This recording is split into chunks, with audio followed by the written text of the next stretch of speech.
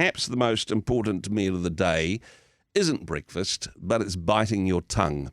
When something pops into your head, well, my instinct at least is to go, well, I've thought it, so I need to say it out loud now, rather than stopping and pausing and thinking, how is this going to affect the person that I'm talking to? Maybe I need to internally process instead of my default of externally processing everything that I do. I think there's a sports metaphor, although it's not a great season to be talking rugby metaphors at the moment. I know some people still grieving that, but that stop, pause, engage, perhaps a good place to start. Joining us on the program now from FamilyLife, Wynand Jacobs. Wynand, kia ora. Thank you for your time today. Kia ora. Good morning, Andrew. Always good. Always a pleasure to be on. It is. Look, maybe it's my ministry gift of just opening my mouth and talking too much, but I'm often in trouble for saying something without stopping and thinking first. I mean, you're a words guy as well. Ever find yourself in that situation? Well, that's right. The gift and the curse of being a verbal processor, right? Yeah. But you're right. It's that whole thing of a pause before you engage. Yeah. There's that moment, and it goes in two directions. In relationships, one, it's when I think I want to say something that I haven't processed. So yeah, that's always good to pause before you do that. But also when you're already engaged in a conversation and your spouse says something to you, yeah, that you have a sense that, oh, this is unjustified. I need to defend my position. I need to justify. You know, those arguments or those conversations that it seems like there's gridlock. You know, we've spoken about, I think, 69% of relationship conflicts that are perpetual. So there are those moments, there are those conversations that always end in the same place. Yeah. And my encouragement to our listeners today is to practice the pause when your spouse says something that triggers you. So yes, before you say something, pause. Don't just say what's on your mind necessarily. Think about, is it kind? How's it going to come across? But specifically when you get triggered, I almost want to say, can you install a little pause module in your response? Because that's the thing. I believe marriage is like the ultimate training ground. It's the refining place. It's a discipleship journey, which I don't know that many people think of marriage that way, but I certainly do. You know, when the Lord says the two will become one, it means that the old identity is going to die. And this new identity of marriage oneness is something special and something unique and something that only forms as we engage in the process of dying to self. And so when I'm practicing the pause in my relationship, I'm dying to self because the self wants to respond to whatever's been said to me right now, which has been triggering. I want to share this verse real quickly, Andrew, and then sort of love to hear your thoughts about it. Jesus is talking to his disciples, and he says, just towards the end before he goes to the cross, he says, I won't speak to you much longer because the ruler of the dark world is coming, but he has no place in me. He's got no power over me, is what another translation says. And it's interesting because if you can disconnect to the place the enemy has in you, that place that is still unsurrendered, that place where the potentially maybe the ego comes up or pride comes up, that's the place where we need to practice the pause before we respond. Wow.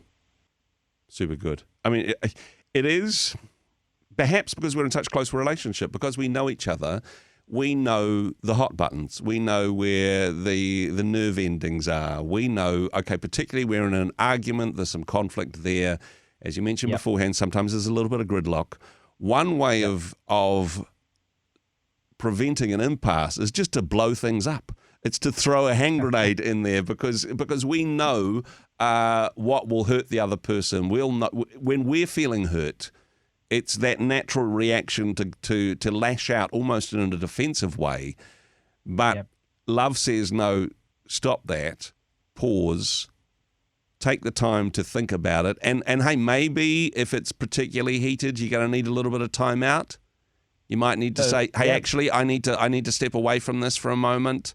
I just need some time to process how I'm feeling, better than just to speak it out loud, right? Just shoot from the hip or shoot from the lip, as it were. That's right. There's some research that actually says you cannot remain angry for, I forget the exact amount of time, but it's something between 5 and 7 minutes. Oh. So the emotion of anger actually subsides within that time frame. So if you feel that emotion come through because the hot button has been pressed, just go and read a magazine for a moment and then come back to the conversation, diffuse the situation. Yeah. But I'll tell you what happened for me. One of these situations, as I've been practicing this principle in my own marriage and relationship, there would be a particular topic, a discussion that Alra and I just simply don't agree on. We probably never will. Yeah. And this came up in conversation once, and I thought about this concept of practicing. I mean, when I say once, it's come up many times, but maybe a month or so ago, it came up again. And my usual response would be to go into the whole debate. Yes, but here are all the reasons why. This is the way you need to look at it. And, that never ends well for us. It never leaves us feeling more connected. It always leaves us feeling disconnected. But what I did in this time is I actually thought about it and say, hang on a moment. I'm not going to respond the way I usually responded. And I just kept silent and I was just listening. Yep. And I was just taking it, taking the punches, so to speak, rolling with it. And she knows my position. She knows that we don't see eye to eye. But because I didn't respond the way I usually did, she actually stated my case. Oh, wow. And so the situation actually turned around. And what we left there with was still not an agreement about the topic, but we left with better understanding and feeling connected. And isn't that the goal in relationship? It's how connected can we feel, not how much can we agree. And so that's all because in that moment, I had wisdom and probably energy and probably enough sleep to not engage in the disagreement, but to actually pause and listen.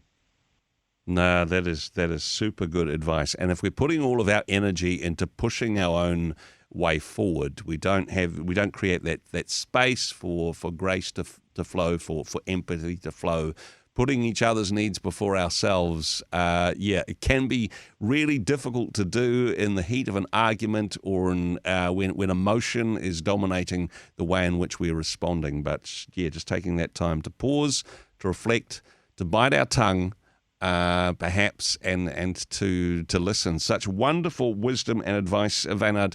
Thank you so much for taking the time to share that with us. Something for us to reflect on throughout the day. And, of course, lots of wonderful resources available at FamilyLife.nz. I mean, you guys super busy at the moment. You've got another weekend to remember coming up?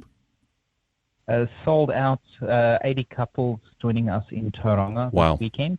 And the dates for next year will be going up soon. We're just waiting for contracts with hotels to be settled, but a few more weekends coming up next year. That is such a good feeling, really, isn't it, to have a sold-out venue and particularly coming back from, hey, how do we do events where we meet together after what's been a weird couple of years? So it's fantastic news to hear it's sold out, but, hey, that just means people need to get in early for next time, right? That's right. It's awesome. Yeah, and it's good. And so we also know that if people can't engage right now through coming to an event, we're excited about our small group resources, which in the next few weeks, maybe towards a month, will be available across the country in Rhema and the retail stores. And then early next year, there'll be a big initiative around Valentine's Day where we'd want to see how many small groups across the country focused on going vertical in our marriage can we get going. So looking forward to that. There's some exciting things on the horizon there. Stay tuned for details or check it out. FamilyLife.nz, there's some resources there, but there's also things that you can sign up for, you can subscribe to. There's regular updates. I'm a big fan of your Friday updates, Wynand, and recommend that people sign up for those as well. But hey, FamilyLife.nz, the place to go, Wynand. Appreciate what you and the team do. Thanks for joining us. Kia ora. Thanks, Andrew.